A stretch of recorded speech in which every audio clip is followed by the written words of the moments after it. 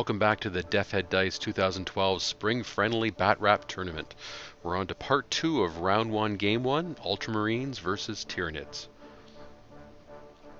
On to Ultramarines Turn 2. Start off by moving the Spore Mines randomly d6 inches. One goes off the table, the other one just moves an inch. Now Richard's going to start moving his Terminators towards the Tyranid Warriors. Same with his Captain and the Dreadnought. And the Rhino and the Tactical Squad on his left side are going to move towards the Hormagaunts. Wants to get those that Tac Squad within 12 inches so he can start rapid firing everything. Okay, on to shooting. The Dreadnought's going to fire on the Hormagaunts with a Stormbolter first, so he gets 2 shots, 2 hits, 2 wounds. No save because it's an AP5 weapon. The Melt is going to fire, gets 1 hit, 1 wound. Again, no save for the Hormagaunts. Next up, the Rhino is going to fire the Stormbolter. He gets 2 shots, 2 hits, 2 wounds, and 2 more gone. Now the Tac Squad's going to see if it can hit the Hormagaunts, and it's not quite within that rapid fire range, so it's not able to attack.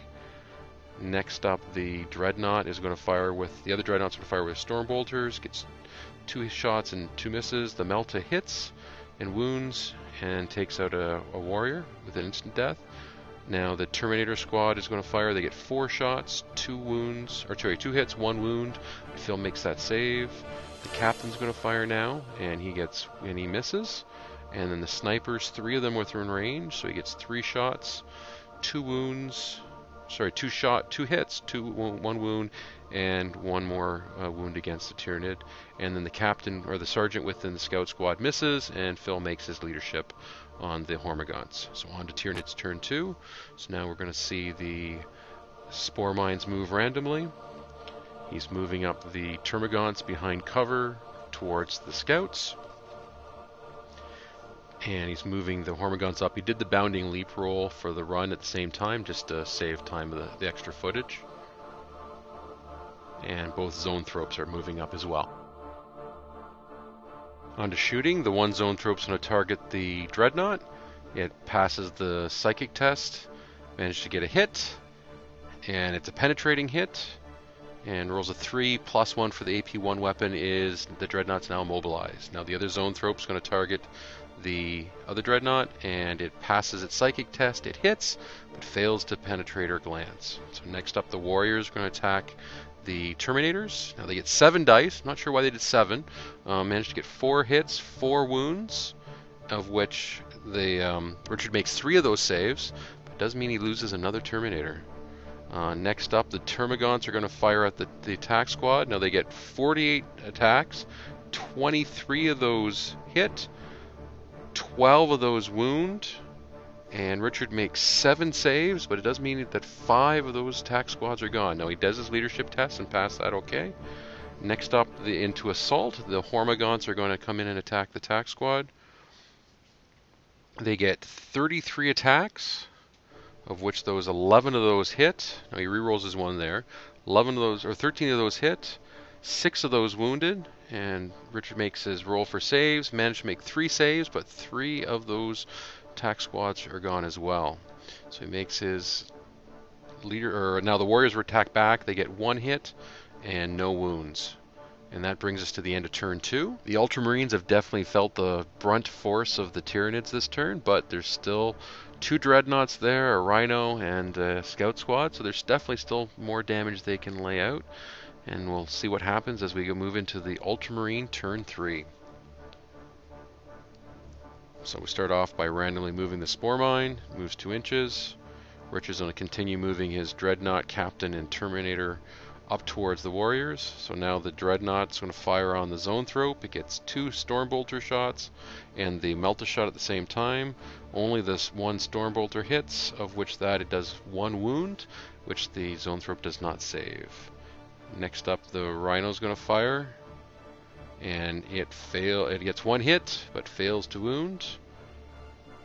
And now the Scouts are going to fire. They get 9 shots.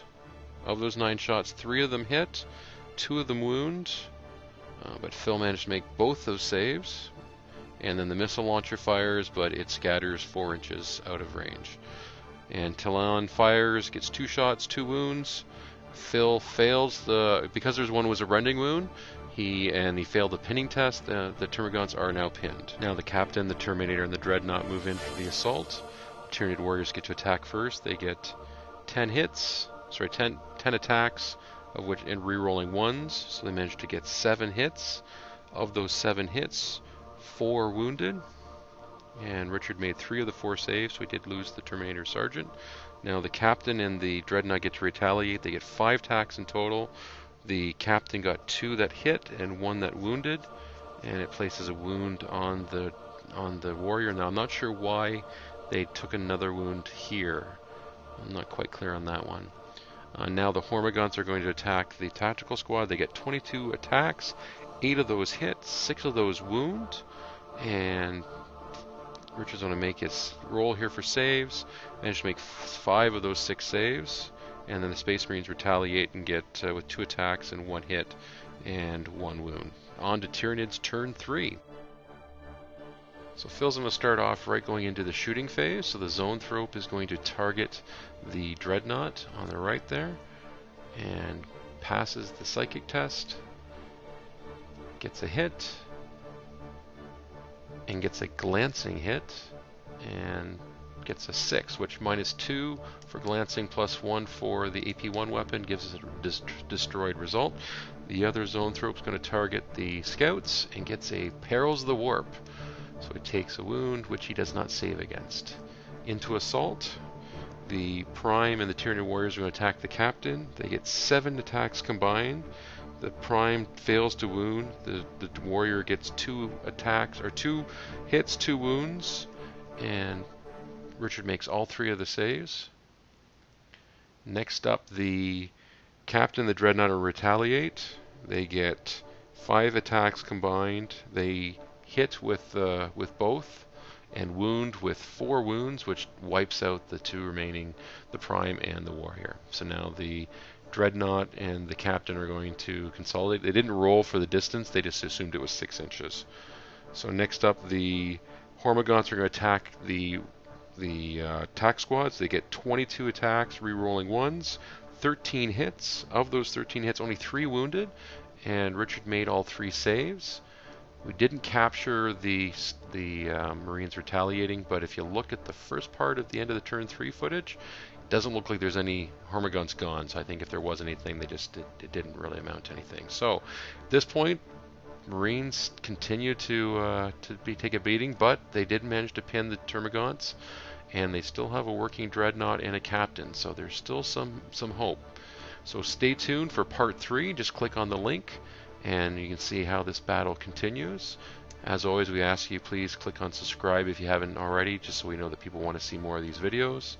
And if you have any rule corrections, suggestions, this was the first time for Richard filming, and Phil's only done 1 filming before, so still some kinks we need to work out with the presentation. But overall, let us know what you think, and put a comment below. Let us know who you think's going to win this game.